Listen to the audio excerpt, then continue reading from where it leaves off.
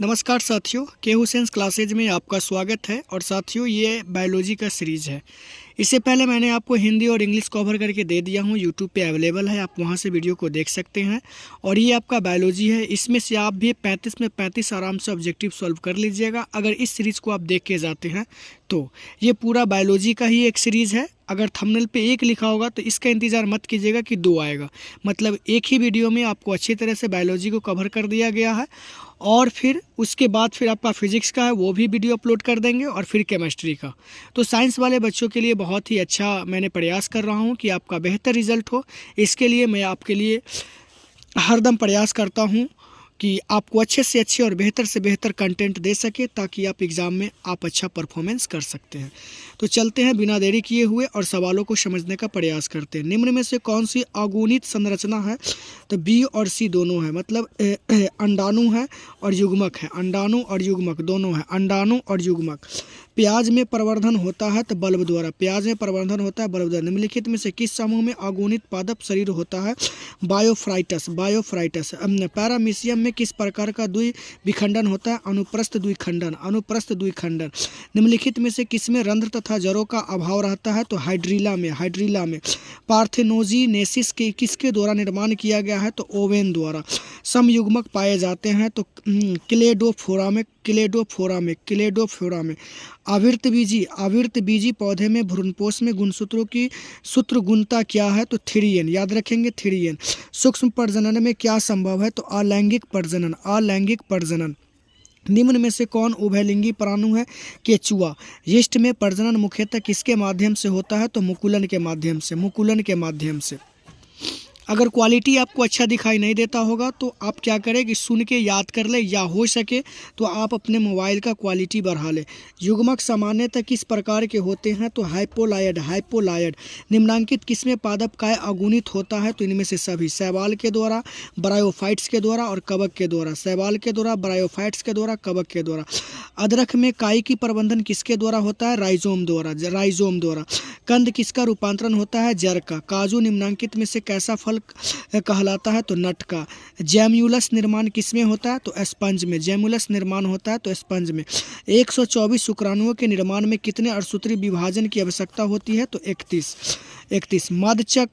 मध्य चक्र पाई जाती है तो इनमें से सभी। गाय में, कुत्ता में और भेड़ में। गाय में, कुत्ता में और भेड़ में। बिना निषेचन के पौधे का उत्पादन किसके द्वारा किया जाता है? तो कायिक प्रबंधन द्वारा।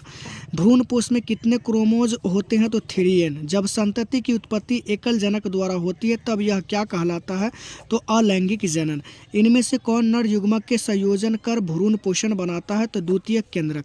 स्तनधारी के शुक्राणु के मध्य भाग में क्या पाया जाता है? तो माइटोकॉन्ड्रिया। माइटोकॉन्ड्रिया।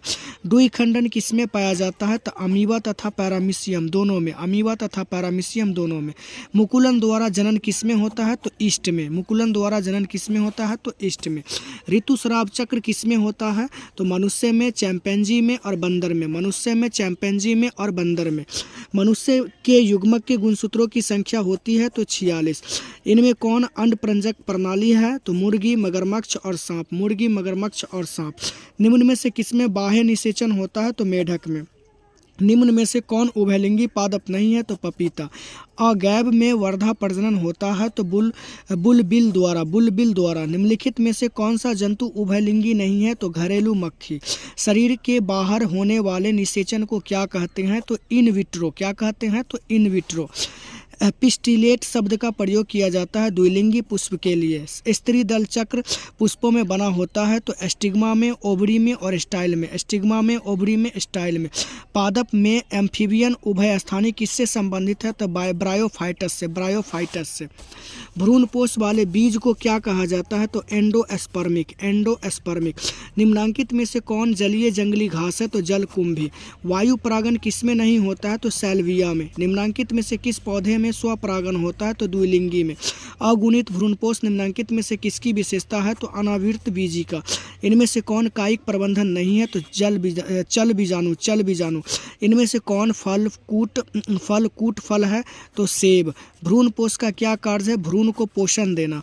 निम्नलिखित में से किस पौधे की प्रजाति में बीज का उत्पादन असंजनन द्वारा होता है तो एस्ट्रेसिया के एवं घास द्वारा। एस्ट्रेसिया के घास द्वारा।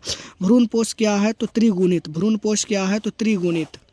निम्नलिखित में से कौन एकलिंगी है तो पपीता। किस फल का बीज चोल खाया जाता है तो इनमें से सभी। जायफल का, शरीफा का, लीची का। परागकण मुख्यतः होता है नर युग्मक। पराग भित्ति होती है तो द्विस्तरीय। परागकण हो सकते हैं एलर्जी कारक। वायु परागित पुष्प सामान्यतः होते हैं तो छोटे और रंगहीन। एनिमोफिली नामक परागकण किसके द्वारा होता है तो हवा के द्वारा। इंटोमोफिली नामक परागण किसके द्वारा होता है तो कीड़ा के द्वारा। प्रत्येक पादप कोशिका से पूर्ण पौधा बन सकता है, इस गुण को कहते हैं तो टोटीपोटेंसी। प्रोटोप्लास्ट कल्चर का फ्यूजोजेनेन क्या है तो PEG। जब जायांग में स्त्री केसर एक दूसरे से जुड़े रहते हैं तो ये होता है युक्तांडपी। गिरु बीजाणु मातृ कोशिका से क्या बनता है तो गिरु बीजाणु। पुष्पीय पौधे में नर युग्मक का निर्माण किसके विभाजन से होता है तो जनन कोशिका से। इमैस्कुलेशन किससे संबंधित है तो संकर से। वेलेस्नेरिया में किस प्रकार का पर परागन होता है तो जल परागन। निषेचन क्या है, अंडा तथा नर न्यूक्लियस का संयोजन। इनमें से किसका पुष्पासन खाया जाता है तो सेब का। गेहूं में परागन किसके द्वारा होता है तो वायु के द्वारा। बीजांड विकसित होकर क्या बनाता है तो बीज। इनमें से कौन जंतु कोशिका में नहीं पाया जाता है तो क्लोरोप्लास्ट। एनाट्रोपस बीजांड होता है तो उल्टा। इनमें से कौन पौधा जलोभिद है तो सिंघारा। अनुलमिलीय परागन वाले पौधे में निश्चित रूप से होते हैं तो स्वपरागन। शुक्राणु का संचलन किनके द्वारा होता है तो पूंछ द्वारा। जब नर आकृति में मादा से भिन्न होता है जब कहलाता है यौन द्विरूपता। हीमोकोरियल अपरा निम्नलिखित में से किसमें पाया जाता है तो मानव में। एक स्वस्थ महिला के पूरा जीवन काल में उत्पन्न कुल अंडों की संख्या होती है तो 400। गैस्ट्रुलेशन वह प्रक्रिया है जिसमें तो कोशीय गतियाँ होती है। गर्भाशय किससे संबंधित है तो मादा स्त्री जनन तंत्र से। अनुवंशिक कूट में कितने कूट होते हैं तो 64। द्विगुणित संरचना है युग्मज का। जिब्रेलिन है तो हार्मोन। एस्ट्रोली कोशिका पाई जाती है तो विरसनों में। ग्राफियन फॉलिकल पूटक पाए जाते हैं तो मादव मानव के अंडाशय में। गैमीट निर्माण को कहते हैं तो गैमीटोजेनेसिस। किस जनन परत को रक्त तथा परिवहन तंत्र उद्भव होता है तो मीजोडर्म द्वारा। निम्नांकित में से कौन द्विगुणित संरचना है तो युग्मनज। शुक्राणु किसकी मदद से जोना प्लेड्यूसिड को विभेदित करता है तो एक्रोसोम के स्राव से। नर हार्मोन की उत्पत्ति कहाँ से होती है तो विरसन से। एक्रोसोम इनमें से किसका संभाग है तो मानव शुक्राणु के सिर का। इनमें से कौन सी तकनीकी पात्र निषेचन के अंतर्गत नहीं आती है तो अंतःगर्भाशय युक्ति। मनुष्य में अपरा निर्माण होती है तो कोरियन द्वारा। मानव भ्रूण संरक्षित रहता है एमिनोओटिक गुहा में। निम्नलिखित में से कौन गर्भाशय के स्तर में प्रत्यारोपित होता है तो ब्लास्टोसिस्ट। कैपेसिटेशन एक प्राकृतिक क्रिया है जो होती है मादा जनन मार्ग में। निषेचन आंतरिक होता है तो सार्क में। टैपेटल कोशिका दर्शाती है तो एंडोमाइटोसिस तथा बहुगुणिता में। एमनियोसेंटेसिस द्वारा विश्लेषण होता है तो एमनियोटिक द्रव का। गर्भ निरोधक गोली में मौजूद प्रोजेस्टेरोन किस कार्य के लिए होता है अंडोत्सर्जन रोकने के लिए। जननांग समस्या किनके द्वारा फैलने वाला एसटीडी है तो पैपिलोमा विषाणु, पैपिलोमा विषाणु। आर्थ्रोटॉप्स बीजांड निम्नलिखित में से किसमें पाया जाता है? तो पॉलीगोनम में, पॉलीगोनम में। एक शुक्राणु को सीधा अंडाणु में प्रवेश कराने की विधि को कहते हैं ICSI, ICSI। जनसंख्या अधिक होने से प्रति व्यक्ति आयु कम हो जाएगी, प्रति व्यक्ति आयु कम हो जाएगी। गर्भाशय में कॉपर टी, गर्भाशय में कॉपर टी एक प्रभावी एवं अंतःगर्भाशय युक्ति होने का मुख्य कारण है। तो शुक्राणु की निषेचन क्षमता में कमी, गर्भाशय में कॉपर आयन निश्चित करने का, शुक्राणु की भक्षकाणु क्रिया में वृद्धि, शुक्राणुओं की गतिशीलता में कमी। कॉपर टी का कार्य क्या है? निषेचन को रोकना। कॉपर टी का कार्य क्या है? तो निषेचन को रोकना। किसी खास समय एवं स्थान में किसी खास आबादी में मृत्यु की संख्या को क्या कहते हैं? तो मोर्टेलिटी। बढ़ रही मानव भ्रूण का पहला संकेत क्या है? स्टेथोस्कोप द्वारा हृदय ध्वनि को सुनकर, स्टेथोस्कोप द्वारा हृदय ध्वनि को सुनकर। सहेली क्या है? सहेली क्या है? ए और बी। गर्भाधारण की मुख्य गोली नॉन स्टेरॉइड गोली। जननांग मस्सा निम्नलिखित में से किसके द्वारा फैलता है? पैपिलोमा विषाणु द्वारा। कॉपर टी रोकता है तो निषेचन को, कॉपर टी रोकता है निषेचन को। द्विसंकर परीक्षार्थी संकर अनुपात क्या है? तो 1:1:1:1। एमिनोस्टेसिस एक प्रक्रिया है तो भ्रूण में किसी आनुवंशिक रोग के निर्धारण की स्वबहुगुणिता कृत्रिम रूप से प्रेरित की जा सकती है। तो कॉल्चिसिन द्वारा। स्त्री मनुष्य में कौन से सूत्र होंगे? तो 44+XX। एक संकर का जीनोटिपिक अनुपात क्या है? तो 1:2:1। एक ही स्थान पर उपस्थित रहने वाले जीन जिनकी विभिन्न अभिव्यक्ति हो कहलाते हैं बहुअलील। सबसे अधिक तथा सबसे कम जीवन वाले मानव गुणसूत्र इनमें से कौन सा है? तो X गुणसूत्र 1 एवं Y। दात्र कोशिका अरक्तता प्रदर्शित करता है तो याद रखेंगे सहप्रभाविता को। 21वें गुणसूत्र के लिए ट्राइमोसोम से कौन सी आनुवंशिक बीमारी होती है? तो डाउन सिंड्रोम। एक सामान्य दृष्टि वाला महिला जिसके पिता वर्णार्ध की शादी एक सामान्य दृष्टि वाले पुरुष से होती है तब उसके होने वाले पुत्र एवं पुत्री में वर्णार्धता की संभावना इनमें से क्या होगी? तो 25% वर्णार्ध पुत्र। लक्षण प्रारूपी सभी साधारण दृष्टि वाली पुत्री। एक बालक रुधिर O तथा उसके पिता की रुधिर वर्ग B है तो उसके पिता का जीन प्रारूप इनमें से कौन सा होगा? I0 IB। मेंडल ने कितने लक्षणों का अध्ययन किया? तो 7। मेंडल ने प्रतिपादित किया आनुवंशिकता का नियम।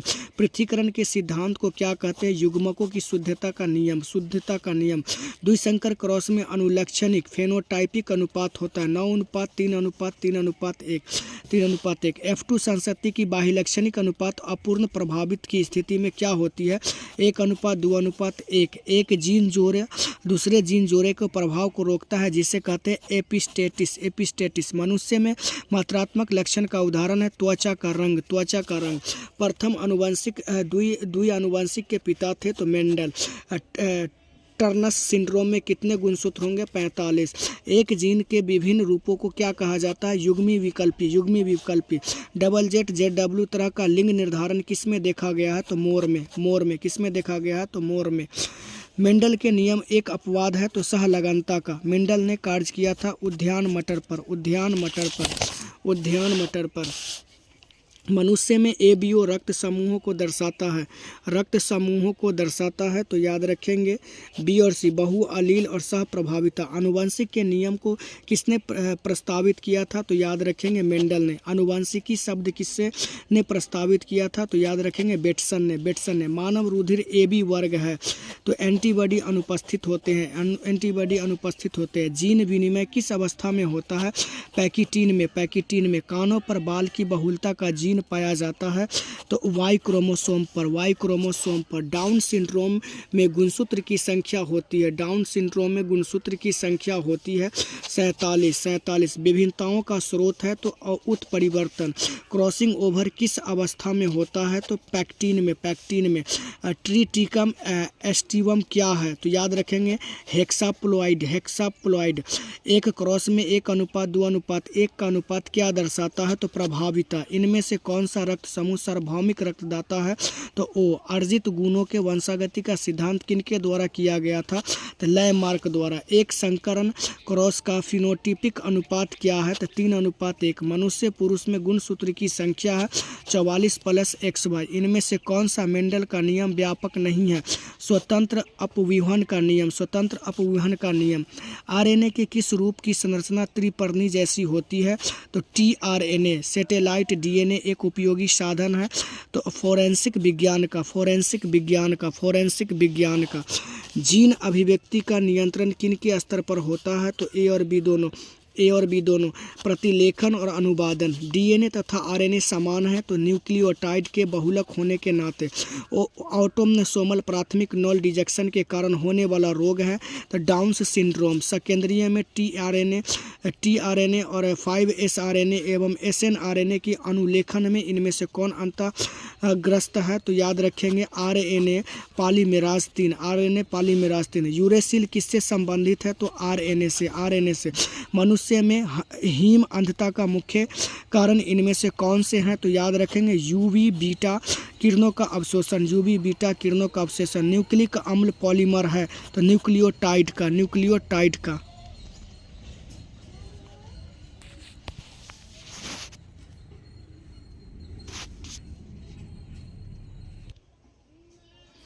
डीएनए में पायरिमिडियन में पाया जाता है तो याद रखेंगे थायमिन एवं साइटोसिन।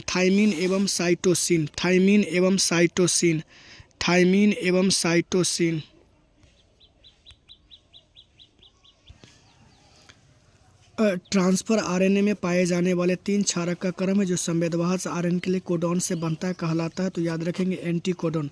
सहलगनता समूह की संख्या उस कोशिका के लिए क्या होगी जिसमें से 2n = 14 है? तो याद रखेंगे 7। ओपरोन मेडल प्रस्तावित किया था तो याद रखेंगे जैकब एवं मोनाड ने। अंधापन के कुछ मामलों में इलाज के लिए ग्राफ्टिंग हेतु दांता के आँख की कौन सी हिस्सा प्रयोग में लाई जाती है? तो याद रखें कॉर्निया। वर्णार्थता में रोगी नहीं पहचाना जाता है तो लाल तथा हरा रंग।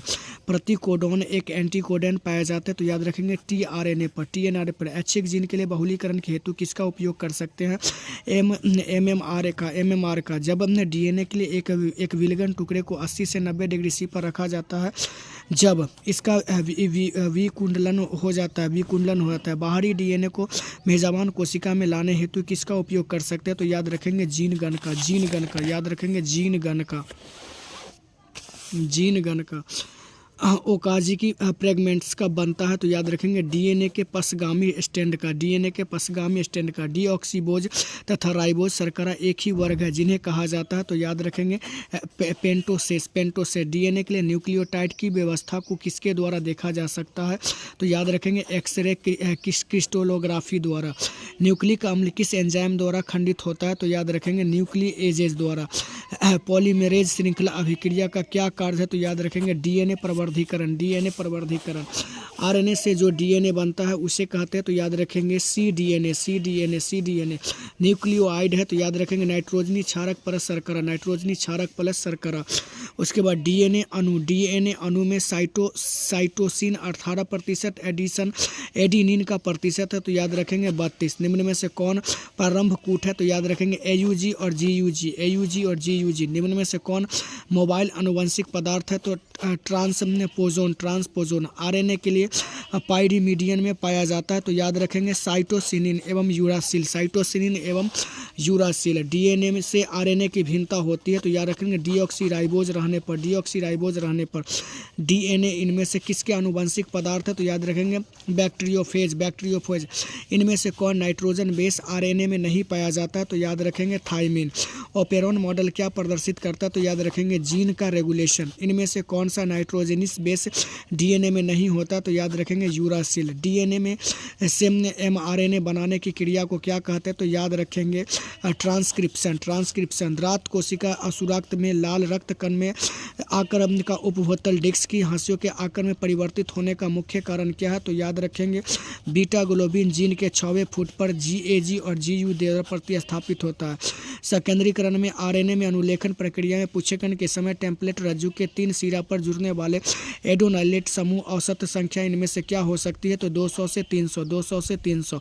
एक मोनोसिट्रोइक संरचना जीन के कूट लेखन अनुक्रम कहलाता है। तो याद रखेंगे व्यक्तेक सरकारी संगठन जो आनुवंशिक रूपांतरित GM शोध की मान्यता से सबसे संबंधित निर्णय तथा जन सेवा हेतु एक जीवों के आरंभ करने का सुरक्षा के लिए उत्तरदायी है। तो याद रखेंगे आनुवंशिक अभियांत्रिक संस्तुति समिति पर सैटेलाइट DNA एक निम्नलिखित में से किसका उपयोगी साधन है? तो याद रखेंगे जीन प्रौद्योगिकी का।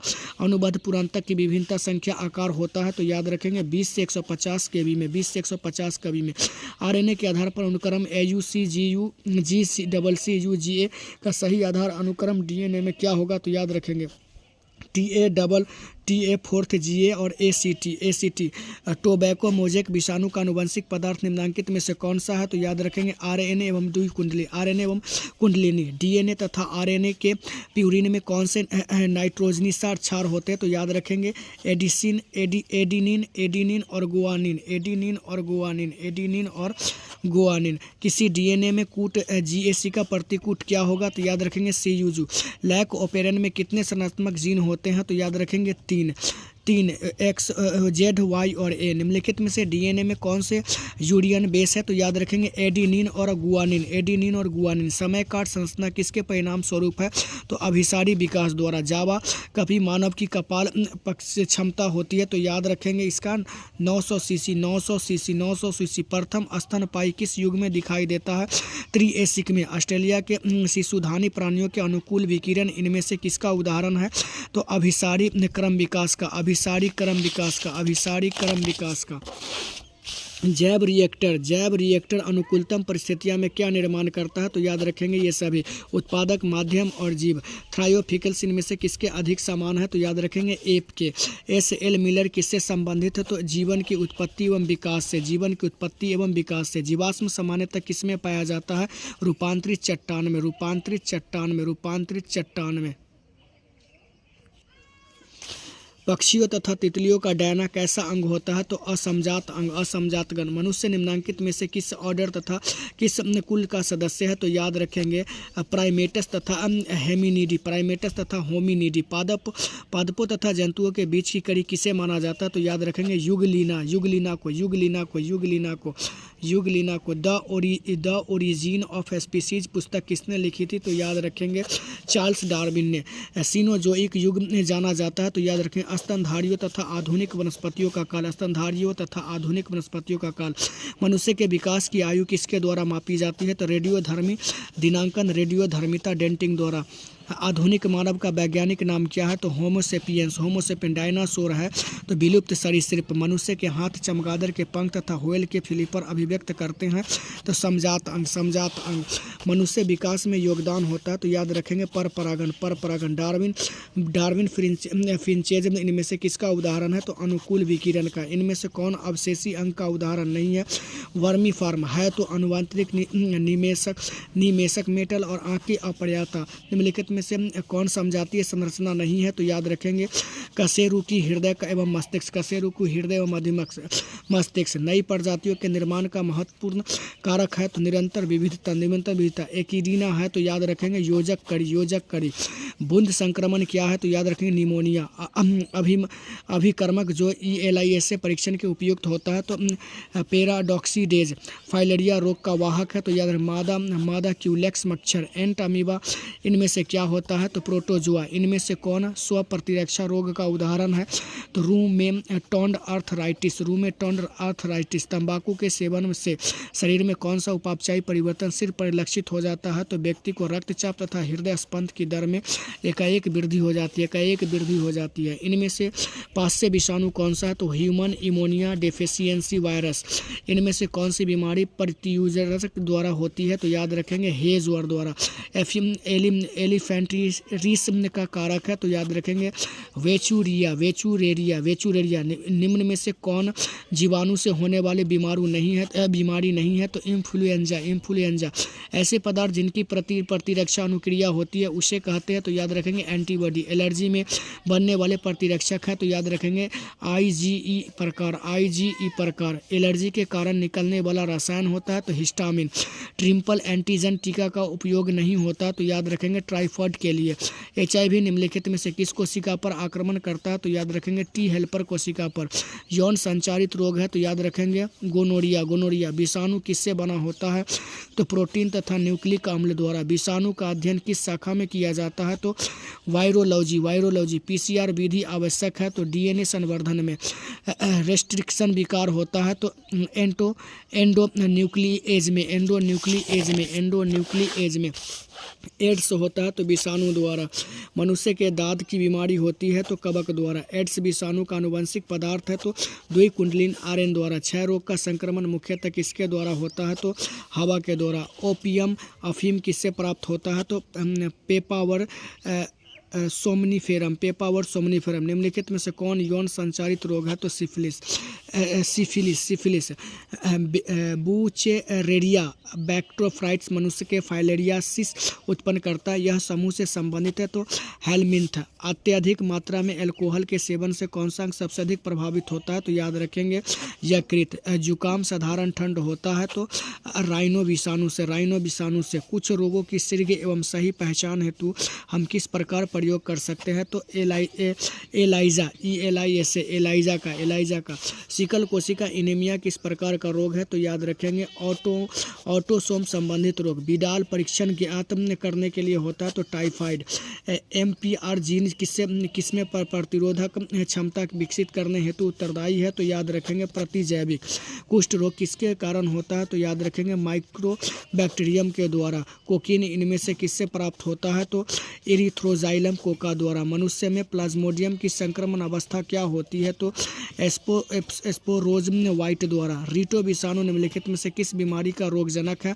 तो एड्स है। निम्नांकित में से कौन कैंसर कोशिकाएं हैं? तो हेला कोशिकाएं, हेला कोशिकाएं।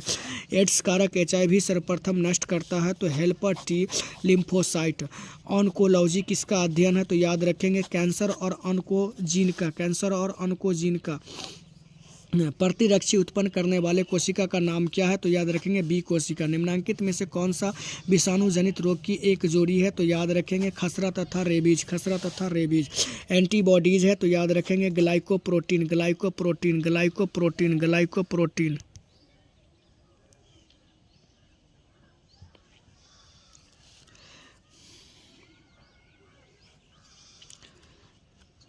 एस्टिबुलिरिया निम्नलिखित में से क्या है? तो याद रखेंगे शैवाल। मलेरिया रोग फैलता है, तो याद रखेंगे मादा एनोफिलीज मच्छर से, मादा एनोफिलीज मच्छर से। कुष्ठ रोग है, तो याद रखेंगे जीवाणु द्वारा। ऑक्सीजन इनमें से किसके लिए उत्तरदायी है? तो कैंसर के लिए। इनमें से कौन जीवाणु जनित रोग है? तो याद रखेंगे इनमें से सभी। कुष्ठ रोग, क्षय रोग और हैजा। एस्टिबुलिरिया निम्नलिखित में से क्या है? तो एकल कोशिका प्रोटीन। संक्रमित पेयजल से फैलने वाला रोग निम्नलिखित में से कौन सा है? तो याद रखेंगे टाइफाइड। एल्कोहल की नियमित मात्रा अचानक बंद कर दिए जाने पर कौन सा परिवर्तन होता है? तो विनिर्मित लक्षण संलक्षण का व्यक्त होता है। भोज्य विषाक्त नामक बीमारी किसके संक्रमण में होता है? तो साल्मोनेला में, साल्मोनेला में, साल्मोनेला में, साल्मोनेला में। विषाणु संक्रमित कोशिकाएं निम्नलिखित में से कौन सा प्रोटीन स्रावित करती है? तो याद रखेंगे इंटरफेरॉन। निम्नलिखित में से कौन विषाणु से होने वाली बीमारी नहीं है? तो थिपोनी, डिप्थेरिया, मम्पस, इन्फ्लुएंजा और मिजिलस ये है, लेकिन डिफेलिया नहीं है। PCR किसकी जांच होती है? तो याद रखेंगे HIV की। कैंसर किस कारण से होता है? तो याद रखेंगे ऑन्कोजीन द्वारा। ऑन्कोजीन। विश्व स्वास्थ्य दिवस हर वर्ष मनाया जाता है, तो 7 अप्रैल को। हीरोइन है, हीरोइन है, तो डाईएसिटाइल मॉर्फिन, डाईएसिटाइल मॉर्फिन। रक्त में प्रतिजन तथा प्रतिरक्षी की परस्पर क्रिया का अध्ययन कहलाता है, तो सेरोलॉजी, सेरोलॉजी, सेरोलॉजी, सेरोलॉजी। कुक्कुट चेचक का कारण है, तो विषाणु। रानी मधुमक्खी निषेचित अंडे में उत्पन्न होती है तथा इसका लार्वा खाता है, तो रॉयल जेली। लाइकेन किनके क्रम में अग्रणी है? तो याद रखेंगे बी और सी। शैल क्रमक और मरु क्रमक। निम्नलिखित में से कौन सा उत्पादक नहीं है? तो याद रखेंगे एग्रोरिकस, एग्रोरिकस, एग्रोरिकस। मृदु जलीय तालाब में उर्वरक डाले जाने से क्या होता है? तो याद रखेंगे संपोषण। भोजन की विषाक्तता किनके कारण होती है? तो क्लोस्ट्रीडियम द्वारा निम्नलिखित में से कौन सा व्यवस्थित कीटनाशक है? तो फुराडैन द्वारा। फुराडैन सर्वप्रथम निर्मित परजीवी गाय का नाम इनमें से कौन सा है? तो याद रखेंगे रोजी।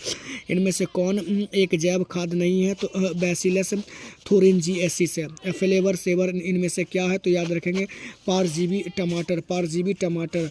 पीसी कल्चर और मत्स्य पालन किससे संबंधित है? तो जलीय जंतु से। भूमि की उर्वरी शक्ति को परिपोषित करने वाला जीव समूह है? तो याद रखेंगे जैविक खाद। मिट्टी को उपजाऊ बनाने में सहायक है? तो जैविक खाद। ताइचुंग इनमें से किसकी किस्म है? तो याद रखेंगे धान की। इनमें से कौन सी गलत जोड़ी है? तो याद रखेंगे डी बराबर यू। निम्नांकित में से किसकी आनुवंशिक विविधता भारत में अत्यधिक है? तो आम के। भारत में अत्यधिक है तो आम के। पूसा शुभ्रक एक किस्म का है? तो फूल गोभी। शहद का निर्माण करती है? तो कार्यकर्ता एवं सेवक मधुमक्खी। ट्राइटिकम एस्टिकम जो कि एक हेक्साप्लोडेड गेहूं का उसमें से होता है? तो याद रखेंगे 42 गुणसूत्र। निम्नलिखित में से सोनालिका और कल्याण सोना किसका किस्म है? तो याद रखेंगे गेहूं की। सिल्क धागे में कौन सा प्रोटीन होता है? तो फ्रीबोइन। विर्रे का किसमें हिमीकृत किया जाता है? तो याद रखेंगे तरल नाइट्रोजन में। इनमें से कौन सा एक कुक्कुट रोग है? तो हैजा। गोल्डन सुनहरा धान में कौन सा विटामिन पाया जाता है? तो ए। इनमें से कौन सी मछली मेजर कार्प नहीं है? तो याद रखेंगे नैनी। क्लोरेला किसका उदाहरण है? तो ए और बी दोनों। एकल कोशिका प्रोटीन और शैवाल। लेग हॉर्न इनमें से किसका एक उन्नत किस्म है? तो चूजा का। सुनहरा धान में इनमें से कौन सा प्रचुर मात्रा में पाया जाता है? तो बीटा कैरोटीन। निम्नलिखित में से कौन सी बीमारी मुर्गियों में होती है? तो इनमें से समी हैजा, रानीखेत और बर्ड फ्लू। निम्नलिखित में से कौन पशुपालन और सम्मिलित नहीं होता? तो याद रखेंगे कार्बनिक खेती। लाइसिन युक्त शक्ति रेटिन और प्रोटीन किस में होती है? तो याद रखेंगे मक्का में। पेनिसिलियम उत्पादित करता है? तो याद रखेंगे ए और सी। मीटोस्पियर और मियोस्पियर। रक्त में प्रतिरक्षी किनके द्वारा स्रावित होती है? लिम्फोसाइट। ग्लूकोज को अल्कोहल में बदलने वाला एंजाइम है? तो जाइमेज। एगारोज जेल पर अलग किए गए डीएनए के टुकड़े में किस में रंग के बाद देखा जा सकता है? तो इथिडियम ब्रोमाइड द्वारा। मेमोरी कोशिका का निर्माण किन में होती है? तो लिम्फोसाइट में। केंद्रक प्रतिरोपण तकनीकी की खोज किनके द्वारा की गई थी? तो याद रखेंगे ब्रिक्स द्वारा। पानी में इसवी इकोलाई की उच्च मात्रा का संकेत होता था वांछित मलयज प्रदूषण का। वैसे जीवाणु के समूह जो फफूंदी में के जंतुओं को जुड़कर जाल जैसी संरचना बनाते हैं कहलाते हैं? तो फ्लॉक्स का। प्रोबायोटिक्स क्या है? तो याद रखेंगे जीवित सूक्ष्मजीवी भोजन का संपूरक। मृदा में नाइट्रोजन स्थिरीकरण हेतु हम किसका प्रयोग कर सकते हैं? तो याद रखेंगे नील हरित बैक्टीरिया का। शराब उद्योग में किस सूक्ष्मजीव का उपयोग होता है? तो यीस्ट का। दूध से दही बनाने में किस जीवाणु का उपयोग होता है? तो लैक्टोबैसिलस। जैविक खाद का मुख्य स्रोत है? तो जीवाणु। दलहनी पौधे के जड़ पिंड में कौन सा जीवाणु पाया जाता है? तो राइबोजियम। पास्चुराइजेशन में गर्म करते हैं? तो याद रखेंगे केवल दूध का। टी लिम्फोसाइट उत्पन्न होता है? तो अस्थि मज्जा से। ब्रीफरी का संबंध किससे है? तो याद रखेंगे सेक्रोमाइसिस से। बी लिम्फोसाइट का निर्माण कहाँ होता है? तो याद रखेंगे अस्थि मज्जा में। गोबर गैस प्लांट में कौन सा जीवाणु प्रयुक्त होता है? तो मीथेनोजेंस। जल में ई कोलाई की अधिकता किसके सूचक है? तो वाहित मल जल प्रदूषण से। कवक मूल एक सहजीवी संघ है? तो याद रखेंगे कवक तथा पौधे की जड़ों के बीच। एजोला का सहजीवी संबंध किसके साथ होता है? तो एनाबीना। मिट्टी के उपजाऊ बनाने में सहायक होते जैविक खाद। इडली और डोसा का आटा किस सूक्ष्म जीव के प्रयोग से बनाया जाता है? तो ईस्ट। नाइट्रोजन स्थिरीकरण की मुख्य भूमिका कौन निभाते हैं? तो इनमें सभी एनाबेना, नोस्टॉक और नील हरित शैवाल तथा राइजोबियम जीवाणु किस कुल के पौधे की जोड़ों में पाए जाते हैं? तो लेग्यूमिनेसी। इकोआरआई निम्नलिखित में से किसमें उत्पादन होता है? तो याद रखेंगे बैसिलस इमाइलिक्वी फेसियंस। नील हरित शैवाल किस खेत के लिए उपयोगी जैव उर्वरक है? तो याद रखेंगे चावल। किस गैर फली पौधे की जड़ पिंड में जैविक खाद मौजूद होते हैं? तो एजोटोबैक्टर। निम्नांकित में से कौन सा फफूंद साइक्लोरोपोरिन ए बनाता है जो अंग प्रत्यारोपित मरीजों को प्रतिरक्षा निरोधक कारक के रूप में प्रयुक्त होता है? तो याद रखेंगे ट्राइको ट्राइकोडर्मा एलिस्पर्मा पॉलिस्पर्मा ट्राइकोडर्मा पॉलिस्पर्मा वैसे बैक्टीरिया का समूह जो सेल्यूलोज पदार्थ का अवायवीय वृद्धि करते हैं तथा अवायवीय अंजक संपाचित्र तथा पशुओं के प्रथम आमाशय में पाए जाते हैं कहलाते हैं। तो मिथेनोजेन एगोरोज किससे प्राप्त किया जाता है? तो समुद्री घास से। निम्नलिखित में से किसका संबंध माइक्रोबायोलॉजी से नहीं है? तो याद रखेंगे स्टेफेन हेल्स। क्लोरेला निम्नलिखित में से क्या है? तो एकल कोशिका प्रोटीन। निम्नलिखित में से कौन मीथेन उत्सर्जन करता है? धान का खेत। फैक्रिया है एक, तो याद रखेंगे जीवाणु समुदाय। इको आरआई प्रतिबंधन एंजाइम डीएनए में किस अनुक्रम में घटता है? तो डी में -GAATTC। निम्नांकित में से कौन सा प्रतिबंध एंजाइम नहीं है? तो पेक्टेनेज। प्रतिबंध एंडोन्यूक्लिएज डीएनए के विशिष्ट शाख अनुक्रम को पहचानते हैं। तो पैलेंडिड्राइमा न्यूक्लियोटाइड अणुओं से। GAATTC किस प्रबंधन के लिए एंडोन्यूक्लिएज का अभिज्ञान स्थान है? तो इको आरआई। आणविक तकनीकी जिसमें से किसकी भी इच्छित जीन की अनेक प्रति इनविट्रो संश्लेषित की जा सकती है कहलाती है? तो PCR। जीवाणु की कोशिका भित्ति को तोड़कर इसके डीएनए एवं अन्य बढ़िया जैव अणुओं के लिए मुक्त करने हेतु इनमें से कौन सा एंजाइम प्रयुक्त होता है? लाइसोजाइम। रिस्ट्रिक्शन एंजाइम जाने जाते हैं तो आणविक कैंची के रूप में। प्रोनियोगिज डीएनए टीके होते हैं तो इम्यूनोलॉजिक प्रोटीन। कौन सा अंग इरेथ्रोसाइट की जलाशय के रूप में जाना जाता है? तो याद रखेंगे स्पेलिन। पूर्णयोगज प्रोटीन हिरिडीन का क्या इस्तेमाल होता है? तो एंटीक्यूगुलेट। किसी भी जनसंख्या में उपस्थित समस्त जीन एक उसके अलील कहलाते हैं तो जीन कोष। पूर्णयोगज डीएनए एवं प्रौद्योगिकी द्वारा निर्मित प्रथम मानव हार्मोन इनमें से कौन सा है? तो इंसुलिन। जीन गण इनमें से किसके लिए उपयुक्त है? तो डी संवाहकों के साथ जुड़कर पुनर्योजन डीएनए का निर्माण।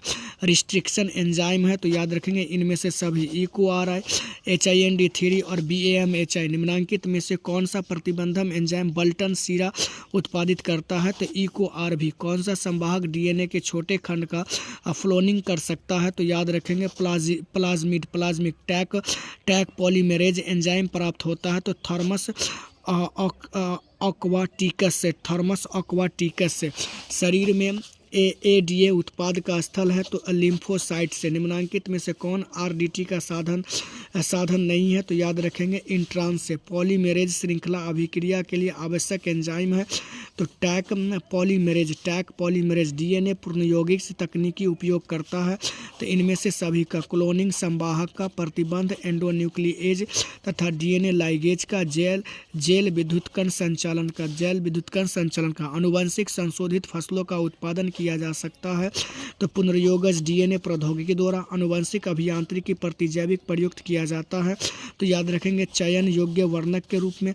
एक ट्यूमर उत्प्रेरक प्लाज्मिड जिसका व्यापक रूप से परजीवी पौधे के उत्पादन में उपयुक्त किया जाता है तो एग्रोबैक्टीरियम और ट्यूमोफेसियंस द्वारा। निम्नलिखित में से कौन सी अनुवंशिक बीमारी नहीं है? तो क्रेटिनिज्म। सेनेटरी और लैंडफिल को किन के विकल्प के रूप में अपनाया जाता है? तो खुला जलता हुआ ढेर। विभिन्नता अर्धसूत्री विभाजन के दौरान उजागर होती है तो याद रखेंगे A और B दोनों। विनियम के कारण, स्वतंत्र संकलन के कारण। सोमाक्लोन विविधता किनके द्वारा प्राप्त की जाती है? तो ऊतक संवर्धन के द्वारा। किसी भी जीन की अभिव्यक्ति इनमें से किसके द्वारा संपादित होती है? तो याद रखेंगे B एंटीसेंस RNA। सर्वप्रथम क्लिनिकल जीन चिकित्सा का उपयोग किसके द्वारा किया गया था? तो याद रखेंगे एंडोनोसिस डीएमिनेज की कमी से। इनमें से कौन सा निमेटोडा तंबाकू के पौधे की जड़ों को संक्रमित करता है? तो याद रखेंगे मेलायोडोजिन और इनकोग्निक्टा। बैसिलस यूथेंजिया द्वारा स्रावित आविष प्रोटीन इनमें से कौन सा है? तो याद रखेंगे क्राइट प्रोटीन। इको आरआई एंजाइम का स्रोत है तो ई कोली। ट्रांसजेनिक मूसों का प्रयोग किसके कर से होता है? तो याद रखेंगे वैक्सीन की सुरक्षात्मक जांच हेतु। लेकर ऑपरेशन किसका प्रतिनिधि है? तो दमनकारी जीन क्रियाविधि का। RNAi का प्रयोग रोगाणुओं को नियंत्रित करने हेतु किस पौधे को किया जाता है? तो तंबाकू का। कराई IAB किस में नियंत्रित होता है? तो याद रखें कर्ण छेदक को। TI प्लाज्मिड का आनुवंशिक इंजीनियरिंग में प्रयुक्त होता है, प्राप्त होता है, तो याद रखेंगे एग्रोबैक्टीरिया और ट्यूमीफेसियंस से। आनुवंशिकता अभियांत्रिक जीवाणुओं को किसके उत्पादन के लिए संयोजित किया जाता है? तो इंसुलिन। PCR तकनीक के दौरान ssDNA के लिए प्राइमर्स के बांधने की क्रिया को क्या कहते हैं?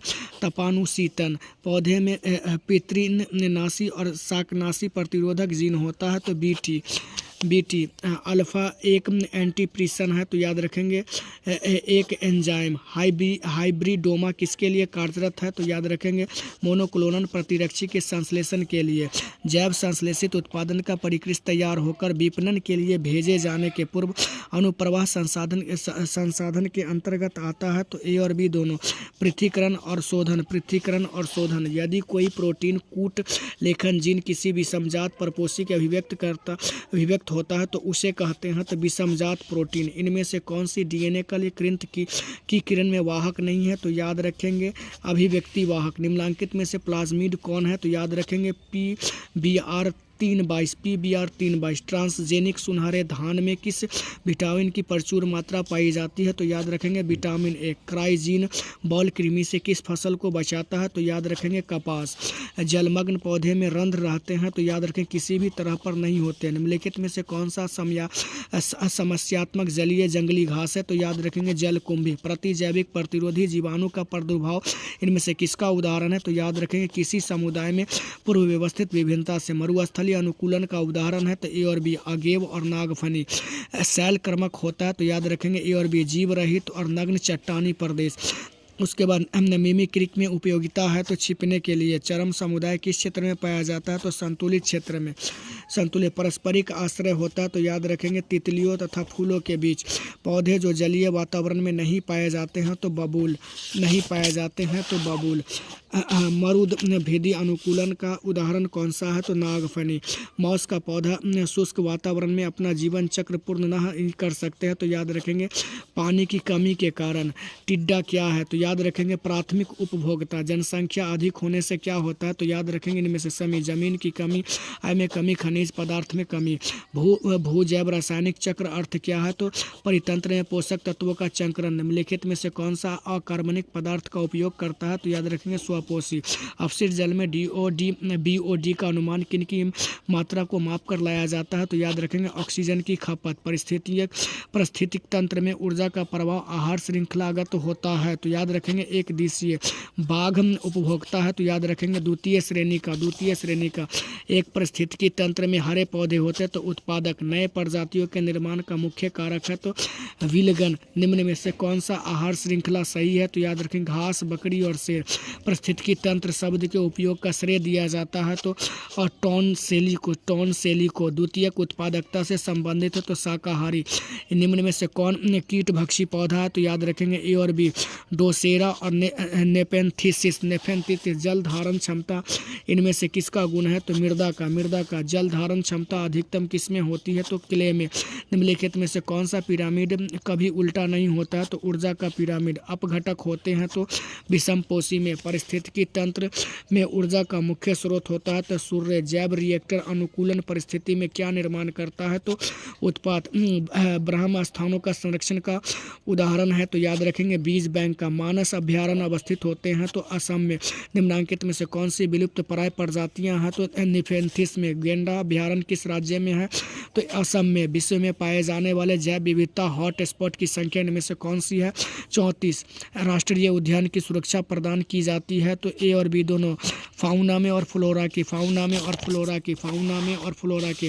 गिर अभ्यारण्य प्रसिद्ध है, तो याद रखेंगे शेर के लिए। कान्हा राष्ट्रीय उद्यान प्रसिद्ध है, तो याद रखेंगे बाघों के लिए।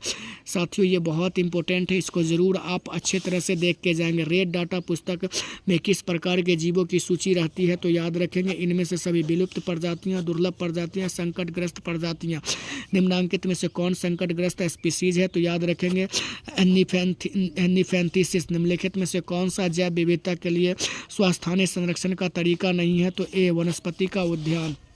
भारत का वैश्विक जातीय विविधता का प्रतिशत है लगभग 8.1%। इनमें से कौन भारत वर्ष में जैव विविधता का हॉट स्पॉट है? तो याद रखेंगे पश्चिमी घाट। उष्णकटिबंधीय क्षेत्र में शीतोष्ण क्षेत्र से अधिक जातीय विविधता का प्रमुख कारण है? तो याद रखेंगे डी। इनमें से सभी उष्णकटिबंधीय क्षेत्र में शीतोष्ण क्षेत्र की तरह बार बार हिमनद नहीं होता है। उष्णकटिबंधीय पर्यावरण निकट विस्तीकरण को प्रोत्साहित करता है। उष्णकटिबंधीय क्षेत्र में अधिक सौर ऊर्जा उपलब्ध होने से उत्पादन अधिक होता है। निम्नलिखित में से बाह्य स्थानों के संरक्षण का उदाहरण कौन सा है? तो बीज बैंक।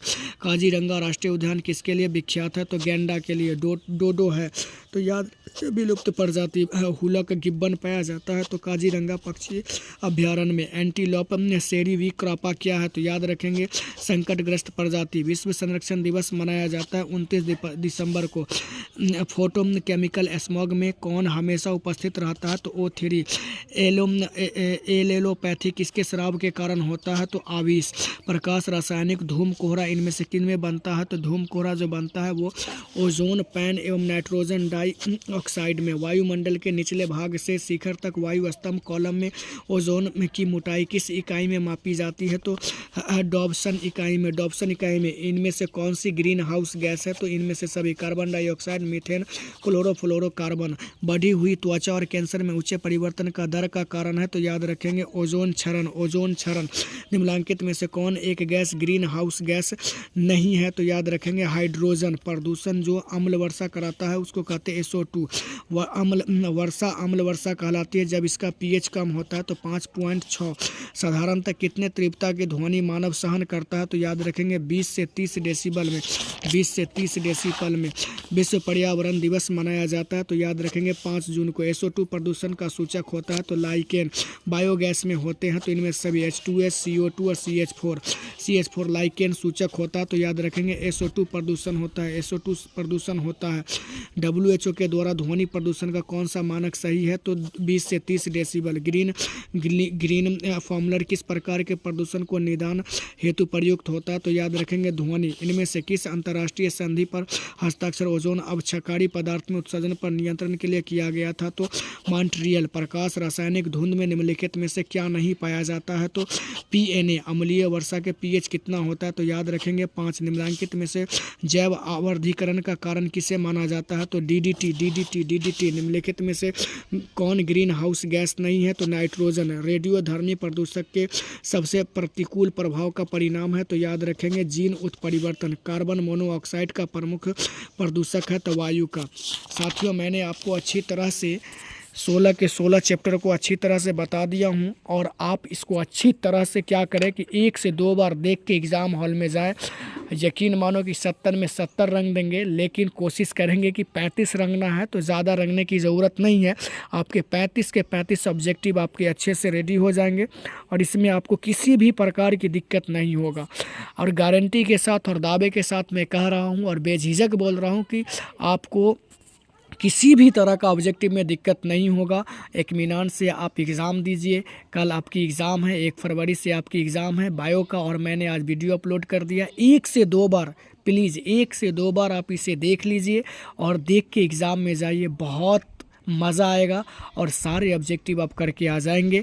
आप सभी क्लास 12th वाले बच्चों के लिए जो बायो लिए हुए हैं उनको बेस्ट ऑफ लक, जो 9 भी लिए हुए हैं उनको भी बेस्ट ऑफ लक, क्योंकि वो तो देखबे नहीं कर रहे हैं वीडियो, तो वो काहे को उनको बेस्ट ऑफ लक, क्योंकि वो दूसरे सब्जेक्ट में होंगे तो उनके लिए उसको बेस्ट ऑफ लक। तो आप लोग इत्मीनान से एग्ज़ाम दीजिए और हमारा यही आशीर्वाद है कि आप लोगों का बेहतर से बेहतर रिज़ल्ट हो और फिर एक नए अंदाज में फिर कंपटीशन की तैयारी इसी यूट्यूब चैनल पे करवाएंगे। टेंशन लेने की आप लोगों की ज़रूरत नहीं है। बिंदास होके, अगर रात का समय है, रात में अगर वीडियो देखते हैं तो देख के आराम से सो जाइए और आराम से एग्ज़ाम दीजिए। किसी भी प्रकार की आपको दिक्कत नहीं होगा। अगर किसी भी प्रकार की अगर आपको दिक्कत हो रहा है, असहजता महसूस हो रही है, टेंशन आ रहा है, तनाव आ रहा है, तो अबाउट में जाके मेरा फ़ोन नंबर है, वो फ़ोन नंबर में जाके क्लिक कीजिए। फ़ोन लगा तो ठीक है, नहीं लगा तो उस नंबर पे व्हाट्सएप करके आप हमसे बात कर सकते हैं। हम आपके साथ हैं।